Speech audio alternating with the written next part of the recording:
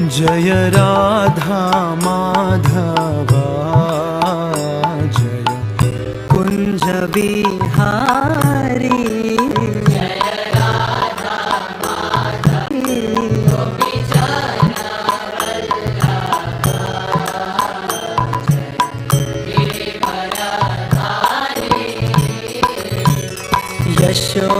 यशोदानंदन व्रज जनरंजन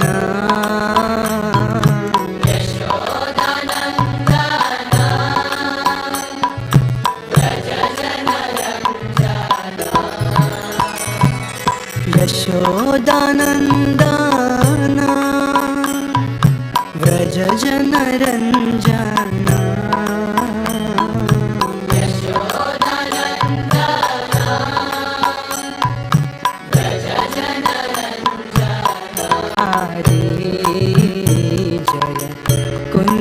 बिहारी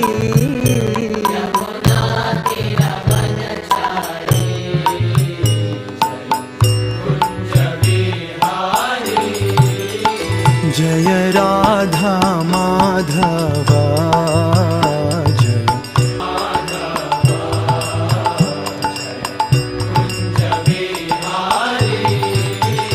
गोपी जना वल्लभा गिरिवराधारी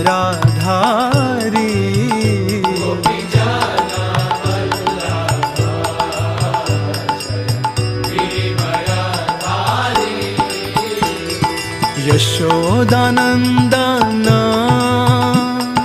व्रज जनरंजन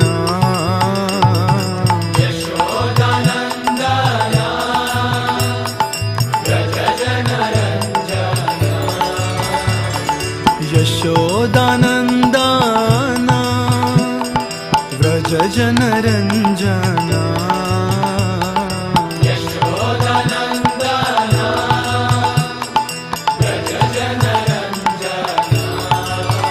यमुना तीरवनचारी जय कुंज Vihari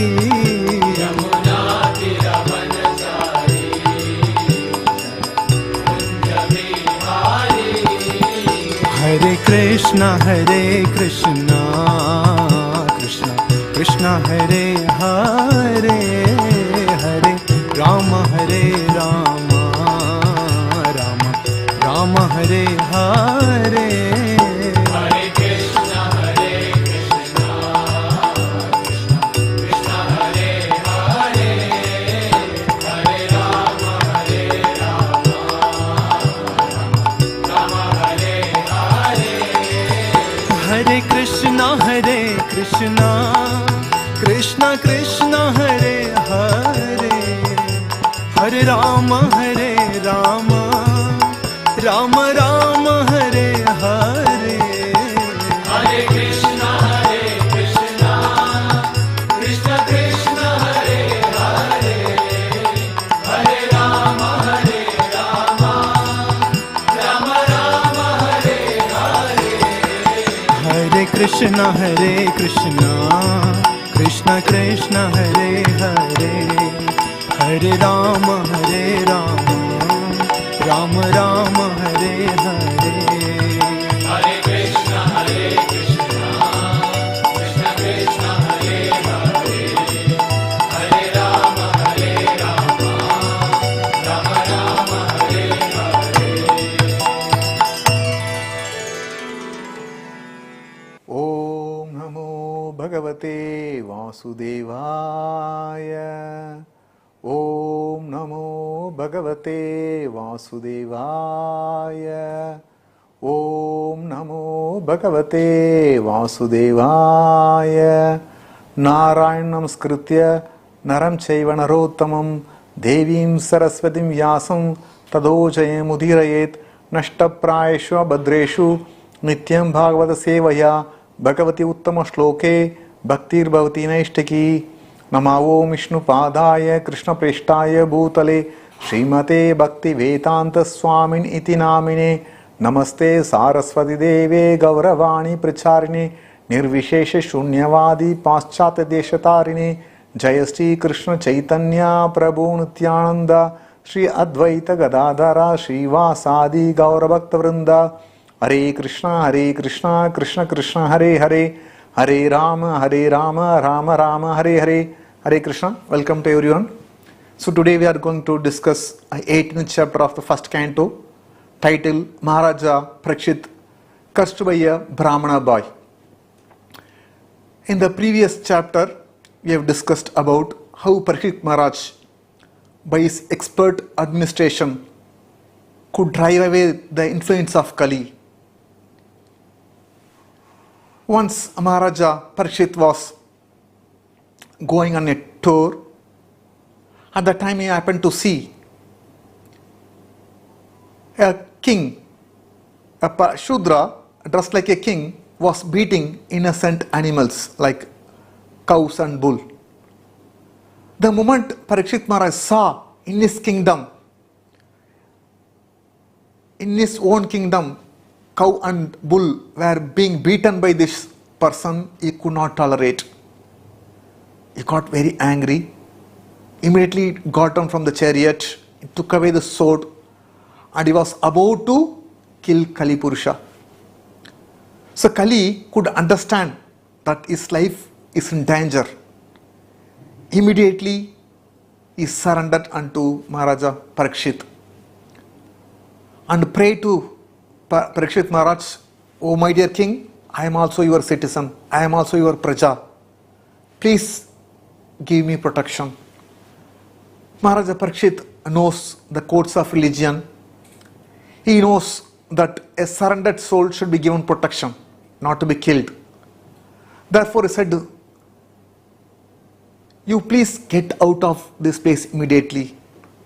Since you surrendered to me, you need not be afraid of your life, but you cannot remain in kingdom. Go out of my kingdom." Kali said, "My dear king, where can I go? Everything belongs to you. I am also your citizen. Therefore, please give me some place where I can reside peacefully under your protection." Parikshit Maharaj, after that, he gave him 4 places. Dyutum Panam Striya Suna Yatra Adharma Chaturveda. Parikshit gave 4 places to Kali: meditating, intoxication, gambling, and illicit connection with women, prostitution. Go to this place and reside there peacefully. He knew very well it's very, very difficult to find all these places during the reign of Maharaja Parikshit. He asked, "This is not enough, please give me one more place." Then Parikshit said to Kali, "You are going to live where there is excessive gold. Wherever there is a gold, there is a falsity, a lust, a greed, enmity, everything is there." In this way, Maharaja Parikshit could drive the influence of Kali from his kingdom. As a result, the sages of Naimisharanya were able to perform their sacrifice peacefully without any disturbance. This was the summary of the previous chapter. Now let's discuss today's chapter. 12th Sharanya asked Sutta Goswami few questions. "O Sutta Goswami, the womb of Uttara was spoiled by the powerful weapon of Ashwatthama named Brahmastra. Our Lord Krishna, out of his causeless mercy, entered into the womb of Uttara and neutralized the effect of Brahmastra. Thus he could say Maharaja Parikshit. How did he take his birth? What are the activities he performed? How did he give up his life? And what he has achieved after his death?" These are the questions put forward by sages of Naimisharanya in the 12th chapter. And Maharaja Sutta Goswami explained about the birth and activities of Maharaja Parikshit, and how we have discussed how the astrologers foretold about the different qualities of Parikshit Maharaj. Wonderful qualities he had, that all were explained by the astrologers, expert, experienced astrologer to Yudhishthira Maharaj. And also they told astrologer, this Parikshit, one day he will be cursed by a Brahmana boy. He will die due to snake bite. When he comes to know about his curse, he will give up his family, go to the bank of Ganges and take shelter of son of Vyasdeva and receive self-knowledge. This was told by the experienced astrologer to Maharaja Yudhishthira. So sages of Naimisharana heard everything what Sutta Goswami explaining. Now he is going to continue the same subject in this chapter. Now Sutta Goswami explains, when the womb of Uttara was spoiled by this weapon of Ashwatthama, the Parikshit Maharaj, who was within the womb, could not be burnt because of Lord's protection. And Parikshit was a great devotee. He was completely surrendered unto the Supreme Personality of Godhead, Krishna. Therefore, he was not afraid of anything, nor he was bewildered or overwhelmed by fear due to snake bite of the snake bird sent by this Brahmana boy Shringi. What is completely surrendered soul? A self-surrendered soul is called Narayana Parayana. The Narayana Parayana, one who was completely surrendered unto Lord Narayana, is not afraid of anyone or anything in this world. Whether hell or heaven, both are one and same for them. Because both hell and heaven created by the Lord. Similarly, the birth and death are also different phases of one's life. That also created by the Lord. Therefore, they give equal importance to both birth and death, heaven and hell, because it's a creation of the Lord. They never go against the will of the Lord. Parikshit Maharaj knew very well that it was Krishna who protected him when he was within the womb of his mother. That is the will of the Lord. And if you have to die due to snake bite, this is also due to the will of the Lord. Therefore, let it come. Devotees never go against the will of the Lord. They accept the protection of the Lord. At the same time, they accept even all the calamities as the will of the Lord.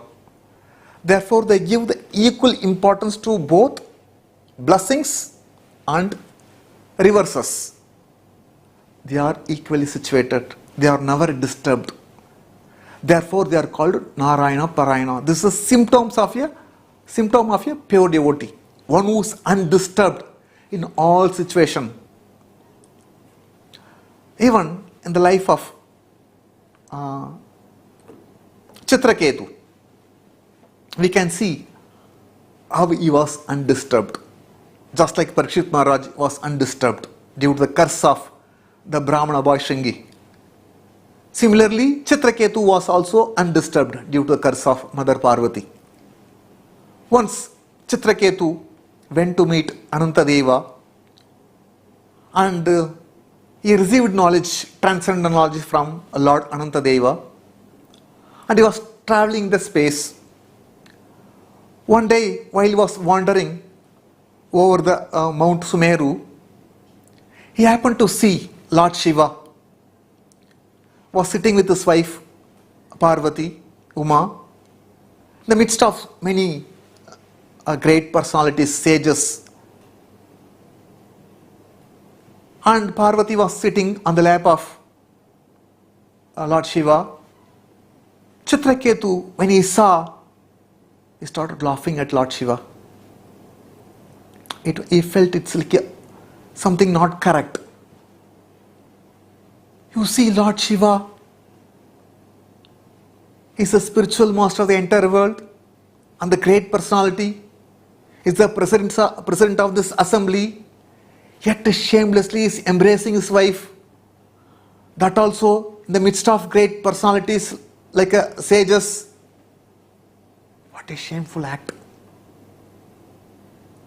So he started criticizing Lord Shiva because he was embracing his wife. Common people will embrace their wife in the private place. But this Shiva, although he is a saintly person, spiritual master of the entire populace, shamelessly is embracing his wife. It's not correct. So when Lord Shiva heard this, he remained silent and smiled at Chitraketu, did not speak anything. But her mother Parvati could not tolerate.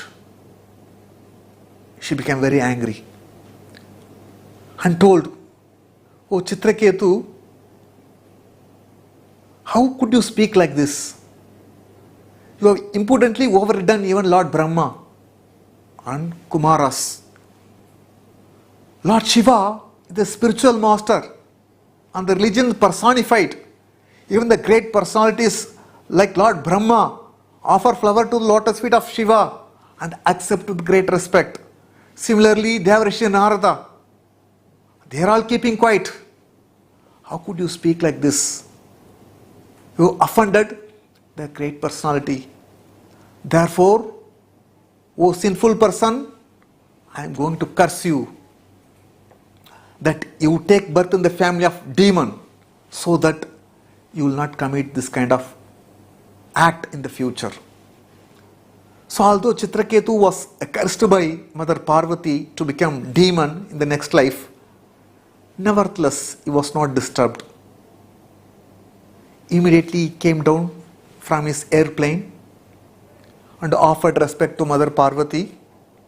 "My dear mother, I accept your curse as the blessings of the Lord. I know very well that one's happiness and distress is predestined. It's due to one's past misdeeds. Therefore, I am not going to ask you to relieve me from curse or excuse me. Only ignorant people will think that this person is the cause of my happiness or distress. But the person who is intelligent, he knew very well, no one is the cause of one's happiness and distress, because is the happiness and distress what one encounters in life, it's due to one's own past deeds. Therefore, I am not going to ask you to excuse me or relieve me from your curse. Nevertheless, whatever I spoke, it's a truth. And whatever you think is wrong, let it be pardoned." So Chitraketu pardoned Mother Parvati and accepted the curse and boarded the plane and started going. When Mother Parvati saw the act of Chitraketu, she was completely overtaken, astonished to see the behavior of Chitraketu, that he was not disturbed. And when Lord Shiva saw Parvati was completely astonished and said to Parvati, "My dear wife, have you seen the greatness of Vaishnavas? They are not afraid of any situation in this material world. Happiness and distress all are one and same for them. Narayana parasarve na kutashna bibeti swarga apavarga narakeshu apitulyartha darshana." For the devotees of Lord Narayana, both heaven and hell are one and the same. Because wherever they are there, they want to render service unto Lord Narayana. For them, rendering service to Lord is the most important thing, not the place where they live. Although Chitraketu was very powerful enough to counter-curse Mother Parvati, but he did not do so. He simply accepted the curse as the blessings of the Lord and left. This is a sign of Narayana Parayana, a great devotee of the Lord. Accept even the calamity or misfortune as the blessings of the Lord. Parikshit Maharaja also received this curse as the blessings of the Lord. Similarly, Chitraketu also received the curse as the blessings of the Lord. This is called Narayana Parayana. Just like Prabhupada, he was in Vrindavan. He was very peaceful, chanting and doing all the service. But he wanted to fulfill the order of his spiritual master. Therefore, he had to go to the United States. And he had to live with, who are the people? Drunkard, smoker, drug addicts. He was sharing a room with a drug addict and would create a havoc in the midnight. Prabhupada would not get sleep. Nevertheless, he wanted to render service unto Lord. This is called Narayana Parayana. Wherever they are there, their only object is to serve Lord Krishna. So, Sutta Goswami was explaining that Maharaja Parikshit, although he was within the womb, Sutta Goswami explaining to Sesho Naimisharanya, and he could not be burnt due to the mercy of the Lord. Then later he says,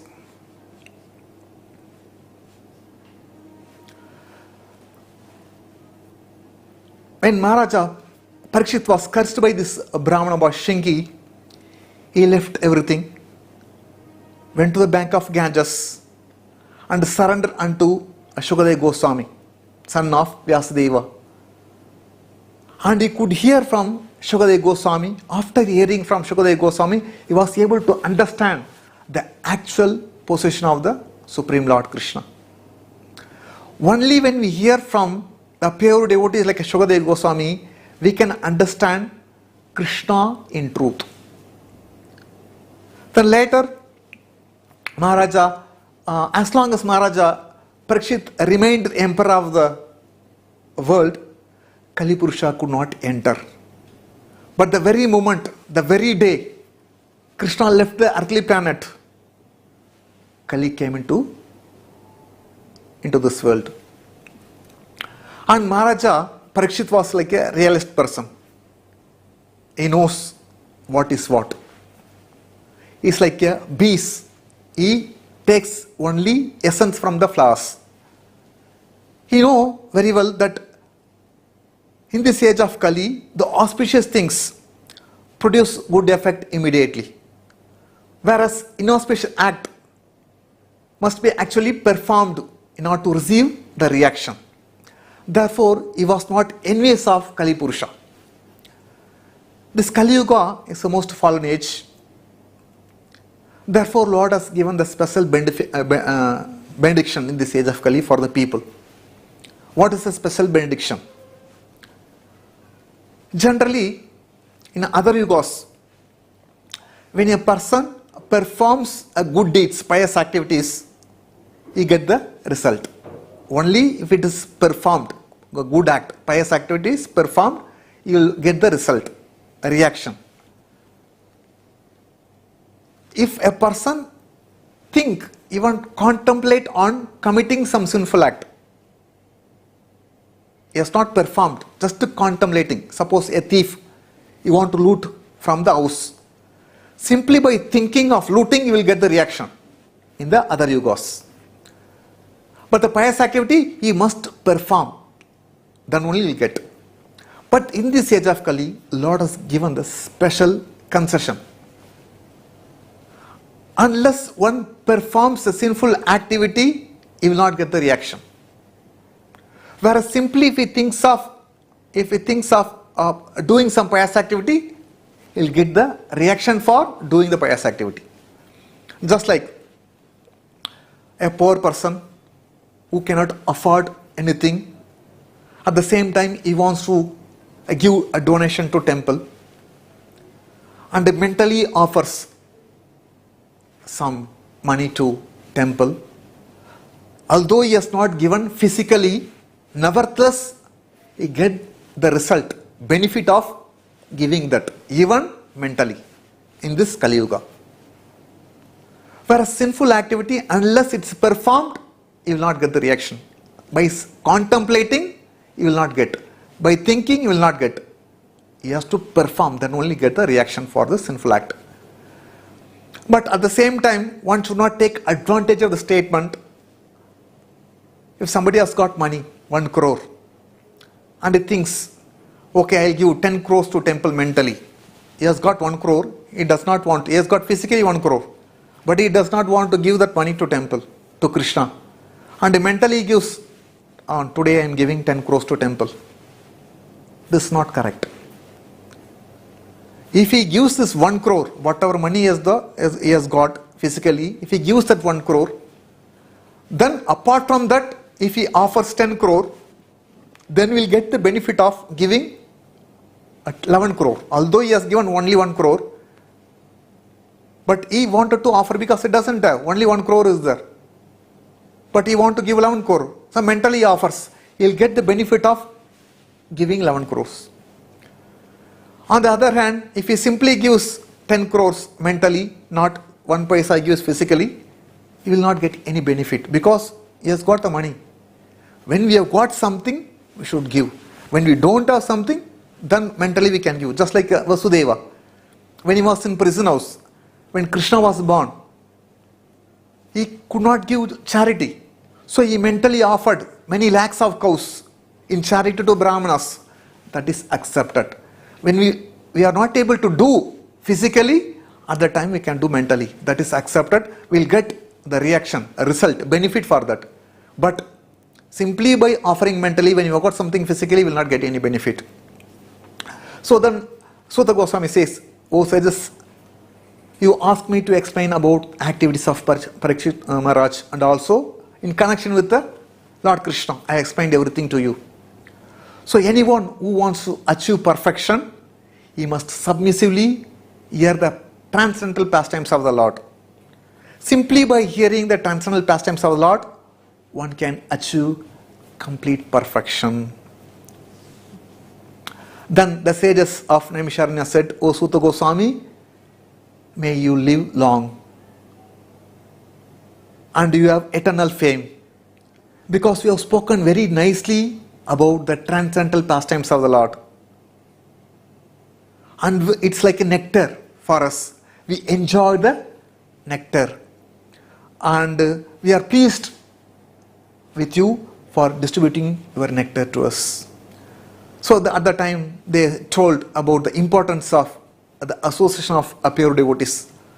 Tolayama lavenapi na svargum na punarbhavam bhagavat sangi sangasya mrityanam kim utasisha.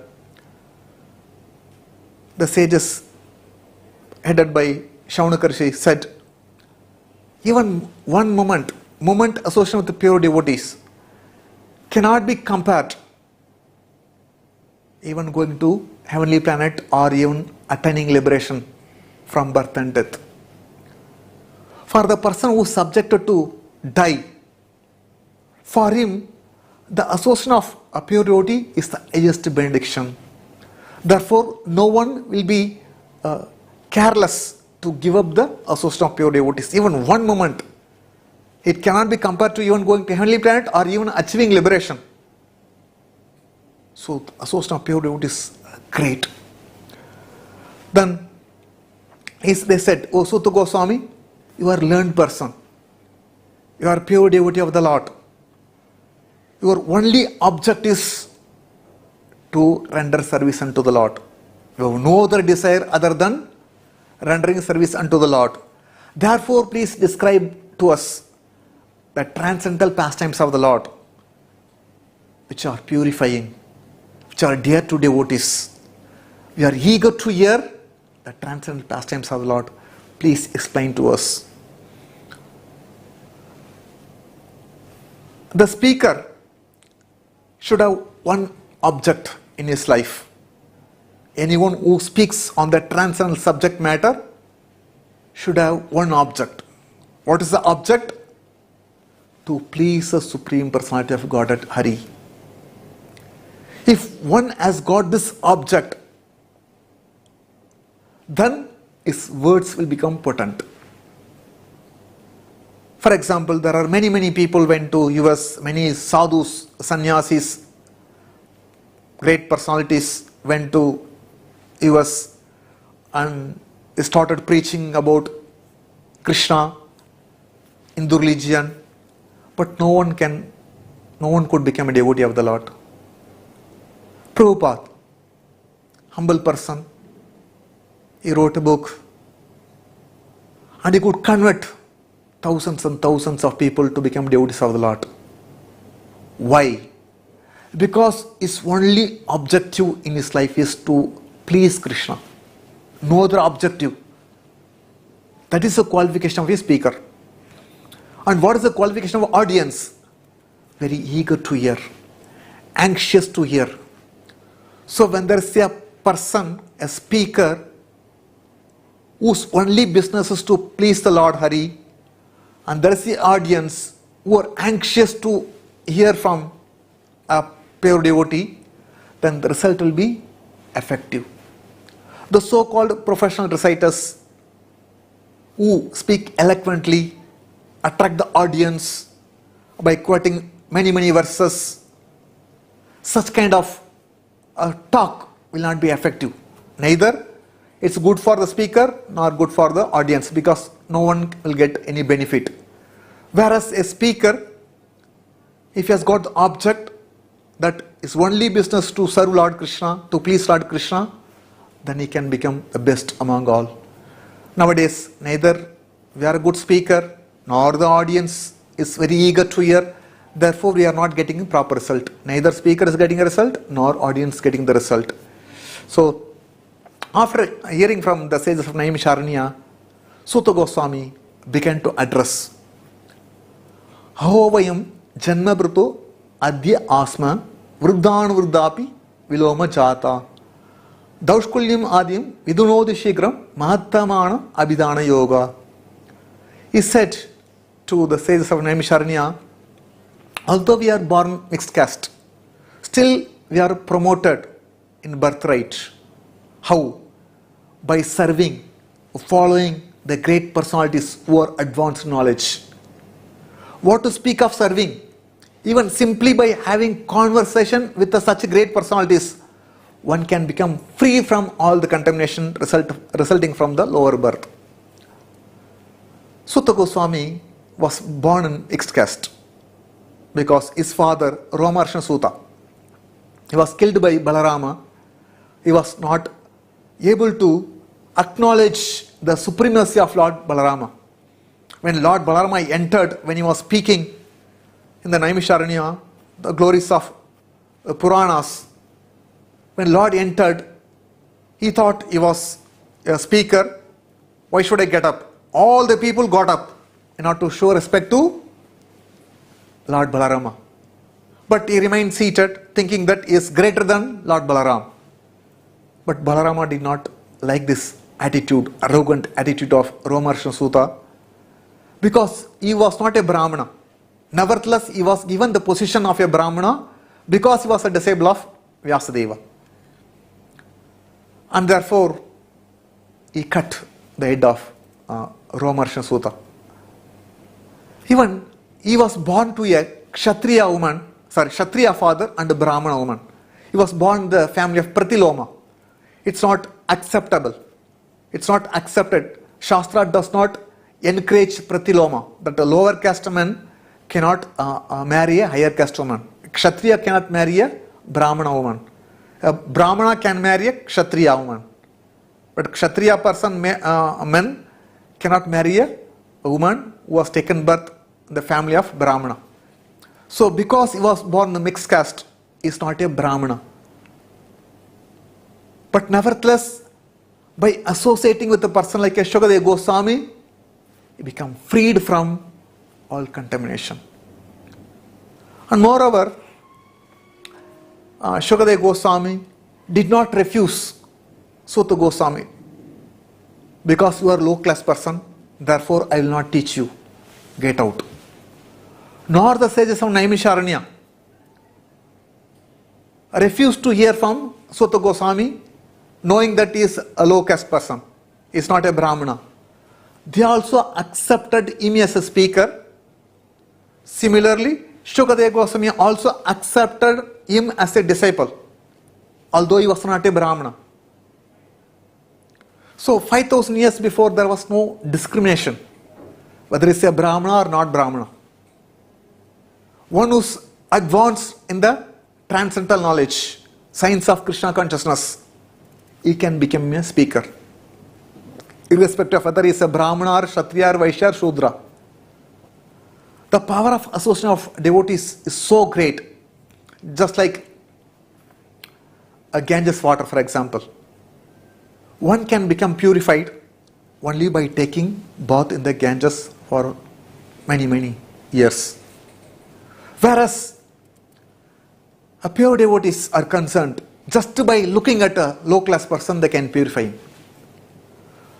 So by conversation with pure devotee one can become purified. Then what to speak of following the instruction of a spiritual master like Prabhupada and being under the guidance of great personalities like Prabhupada?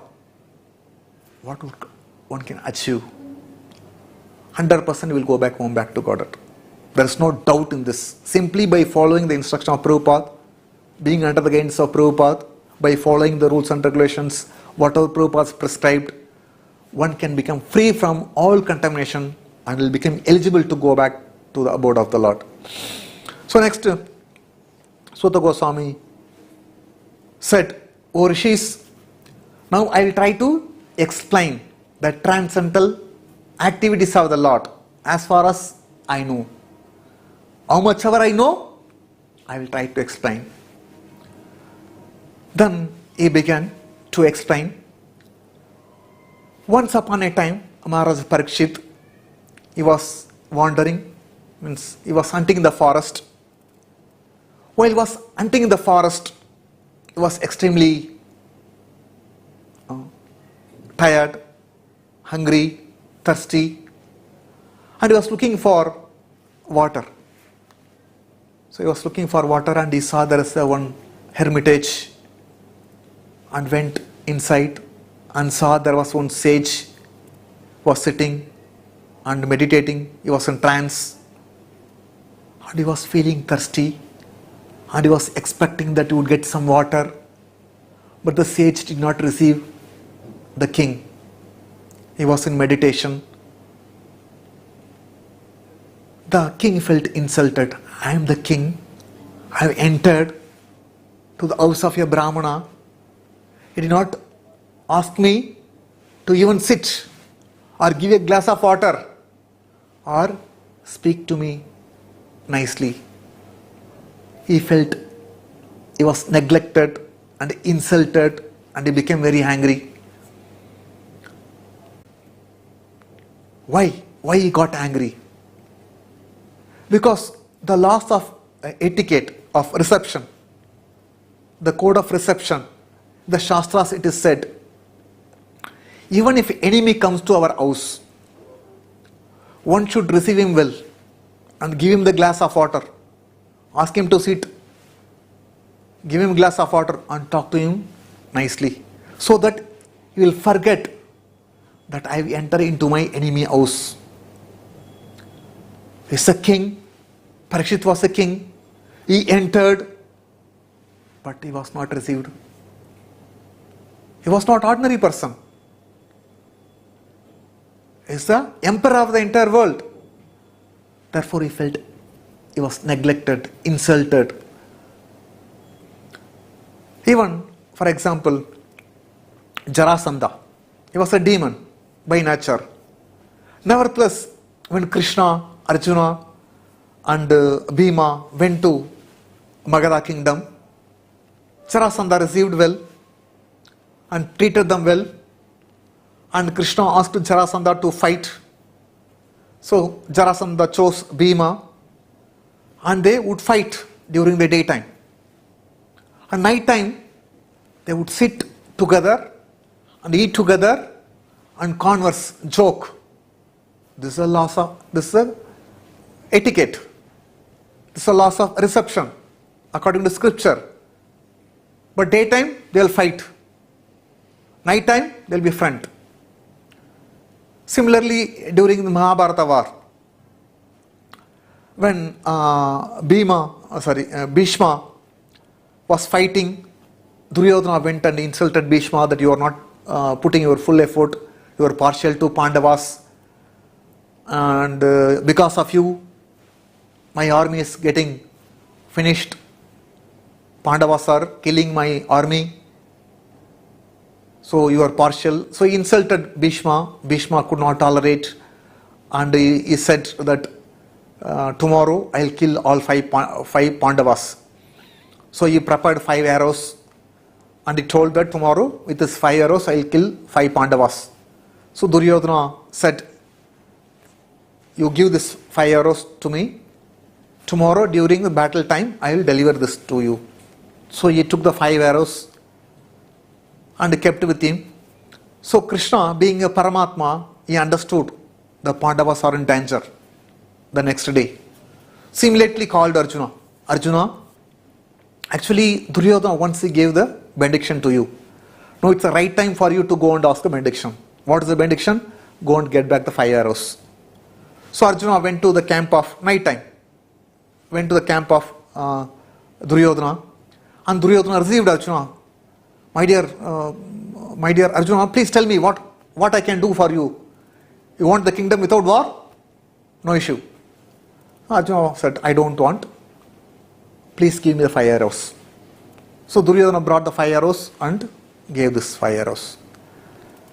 So even a person like a Duryodhana followed this. But when Maharaja Parikshit saw this sage did not receive him, he became very angry. And later, he saw there was one dead snake.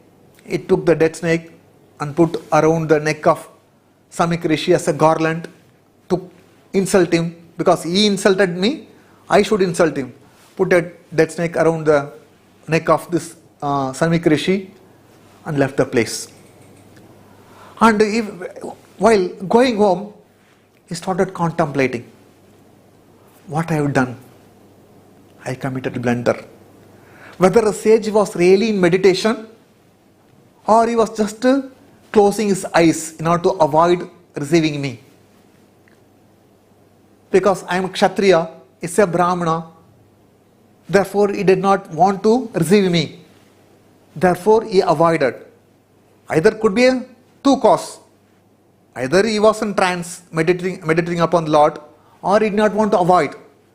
Nevertheless, what I did, what activity I performed, is not correct. He was lamenting, he was repenting for the mistake. Generally, a devotee, sometimes due to the influence, external influence, we commit mistakes. Naturally, we commit some sinful act or mistakes. But a devotee should repent. A good soul will naturally repent. So Parikshit was repenting for the mistake he committed. I supposed to protect the Brahmana. I supposed to respect a Brahmana, but I insulted a Brahmana. So he was repenting. Then at the time, the boy, the Samik Rishi had a boy, young son, named Stringi. He was just a 5-year-old boy. He was playing along with his classmates. He received the news that how his father was insulted by a king by putting a dead snake around his neck. When he heard this, he became very angry. Look at these sinful people, the Kshatriyas. They are like watchdogs. They are like watchdogs. How dare they can enter into the master's house? They are supposed to be situated at the door. Dogs cannot enter into the house. They are supposed to be at the doorstep. How dare this person entered into the house of his master and he want to eat with his master on the same place, on the same plate. It's a sinful act. He became very angry, this boy. Because Lord Krishna is not there, and such kind of upstarts have started flourishing. Now I'll take this matter by myself. You witness my power. He told the boys and touched the water, Kaushika river, and cursed Maharaj Parikshit that 7th day from today, this most rich person of this dynasty, King Parikshit will die to bite of the snake bird. You see the small boy, 5-year-old boy, he cursed Maharaja Parikshit for his insignificant offense. Why did he curse? Because Kali, Maharaja Parikshit gave 5 places to Kali Purusha to recite, and he was not able to establish his supremacy when Maharaja Parikshit was ruling. Now, by the will of the Lord, he found a loophole in the Brahmana boy, and he entered, and this boy cursed. After cursing, the boy started crying. He went home and started crying. And Samik Rishi heard this screaming. Immediately he opened his eyes and saw boy was screaming, and he saw the dead snake. He took and put and asked, "My dear boy, did anyone harm you? Why are you crying? What is the cause of your worry?" The boy explained in detail how he cursed Maharaja Parikshit. After hearing this, the sage Samik Rishi became very upset, very disturbed. "My dear boy, you should not curse the king. The king is the Naradeva, is the best among human beings. He is the representative of the Lord. He has committed an insignificant offense, but you awarded heavy punishment for him. It's a sin. You have committed a blunder. He's a devotee of the Lord. He's a pious king. He's supposed to be protected by Brahmana. Nevertheless, you have offended him.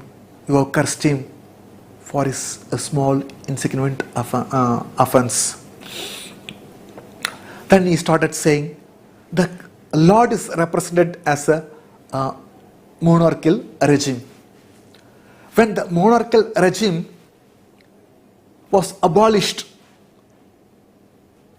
there will be a thief in the society, in the country. They will start flourishing. As a result, they will disturb the society and kill the people, kill the citizens, and women and other animals will be stolen.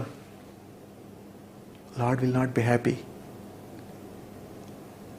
And there will be many sinful activities due to this, and we will be responsible for all the acts. My dear son, due to your immaturity, you committed a blunder. He is a most exalted devotee of the Lord. Then Maharaja, the Samik Rishi was feeling very disturbed. He did not see that Maharaja Parikshit committed a big offense, a small offense, but nevertheless his son awarded heavy punishment. Why? One may ask the question, why did Parikshit got angry? Actually, it is will of the Lord. It's a will of the Lord. Parikshit got angry so that he will be cursed by this boy Shringi, and he will give up all his family and become detached from all the material things and surrender unto the Lord. Lord wants to show his mercy upon devotees. When the devotees are seemingly attached to the family life, Lord will drag such a devotee towards him by such kind of act frustration. So because Parikshit Maharaja was frustrated, as a result he put a garland. This frustration was given by the Lord. So devotees of the Lord are always under the protection of the Lord, whether they are in frustration or success or failure. Every step they are under the guidance of the Lord. Why? Lord has got some plan for Parikshit Maharaj. Not only for Parikshit Maharaj, even for every one of us. He wanted to give this Bhagavatam to every one of us. Therefore, Lord Krishna made Parikshit to commit such an act. Then one can ask the question, it's a will of the Lord. Maharaja Parikshit was frustrated. As a result, he committed an offense. Why the Brahmana boy, Shringi, was made responsible for this act? one can justify because the boy is a small boy, he can be excused. Okay. Then why the whole Brahmana community is made responsible? Because as soon as this boy, Brahmana boy, is due to a power, Brahmanical power, he misused his power to curse Maharaja Parikshit. So since then, the Brahmanas have become powerless. Who? Shringi is the cause of all the Brahmanas become powerless. So why? Why this happened? In Varapurana it is said, when Lord Krishna appeared, there are many demons. He came to kill demons. There are many demons who escaped. They were not killed by the Lord. Such kind of demons were given opportunity to take birth as a Brahmanas in this Kali Yuga, so that they can progress further to attain liberation. But these Brahmanas, instead of taking advantage of the situation to progress further to attain liberation, due to the power of vanity, they started degrading. They want to misuse their power to destroy somebody. As a result, the Brahmanas become powerless in this age of Kali. So Samika Rishi knew very well that his son committed a great offense against a pure devotee, Parikshit Maharaj, and he wanted to pray to Lord to forgive his son who is immature, because he has not attained maturity, small boy. And he said, Tiraskrita Vipralabda Shabda Sipta Atahapi Nasya Tad Pratikuruanti Tad Bhakta Prabhu. The devotees of the Lord are so forbearing, even though they were neglected, insulted, cheated, cursed, defamed, or even attempt to be killed. The devotees never inclined to avenge the wrongdoers. Samika Rishi knew very well, offense committed at the lotus feet of a devotee cannot be excused by anyone, including Lord. Therefore he prayed, my dear Lord, please forgive my son who cursed a person who is free from all sins. He is an unallied devotee, but my son cursed due to his immaturity. He is not very intelligent. He is not intelligent. Please forgive. Because therefore he offered this prayer to Lord. Devotees, although they are insulted, cheated, criticized, defamed, even attempted to be killed, they never inclined to avenge the wrongdoers. This is the quality of a devotee. So Parikshit Maharaj, since he is a devotee and he will not counter-curse the boy, Samika Rishi know very well, if the boy is counter-cursed, like Parikshit Maharaj counter-cursed this boy, you will also die within 3 days, then the boy might be saved. But Samika Rishi knew very well, Parikshit would not curse. Devotees are callous towards a so-called a curse or blessings. He knew very well. Therefore he prayed to the Lord, Maharaja Parikshit will not counter-curse my son. Therefore my son is in danger. Please forgive my son. Pardon my son who is immature, who is not very intelligent. This is a prayer of Samika Rishi to Lord. And only, it's not like a Brahmanas are powerful, only they can award blessings or curse somebody because they are powerful. Even the devotees, they may not be a Brahmana. Nevertheless, they are more powerful than a Brahmana. Devotees are more powerful than a Brahmana. But they never try to misuse their power in harming others.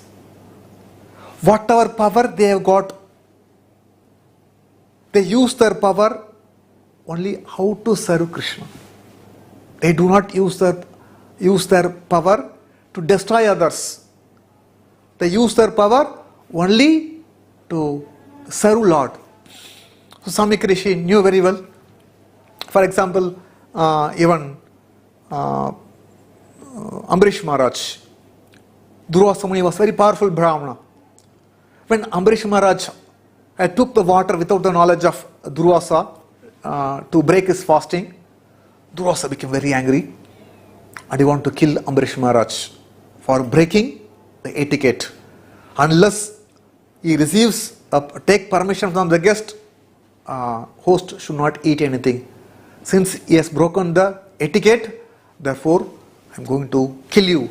So he immediately created a demon to kill Ambarish Maharaj. So Ambarish Maharaj was not afraid. He remained calm. Nevertheless, he was protected by the Lord.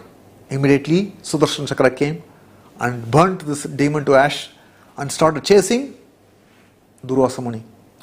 Durvasa Muni started going everywhere, went to Brahma's abode, went to Lord Shiva's abode. Nobody could give protection. Finally he went to the abode of Lord Vishnu. Even Lord Vishnu said, sorry, I cannot give protection. You have to go back to Ambarish. Only he can save you. So offense committed at the lotus feet of a pure devotee cannot be excused by even Lord Vishnu. Lord Vishnu can direct the offender to go and take shelter of pure devotee so that he might be excused. Samik Rishi knew very well. Therefore he prayed to the Lord because he is a small boy. He does not know.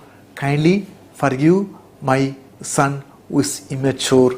So neither Samik Rishi took this offense as a big thing, nor Parikshit Maharaj, although he was cursed by this Shringi, he did not take it very seriously, because both of them are situated transcendently. Anyone who is situated in transcendental platform, they will not be afraid of so-called insult or so-called curse. They remain steady in all situations. They want to always be absorbed in the thought of Krishna. So this is a summary of this chapter. Thank you. Hare Krishna. We'll see in the next class.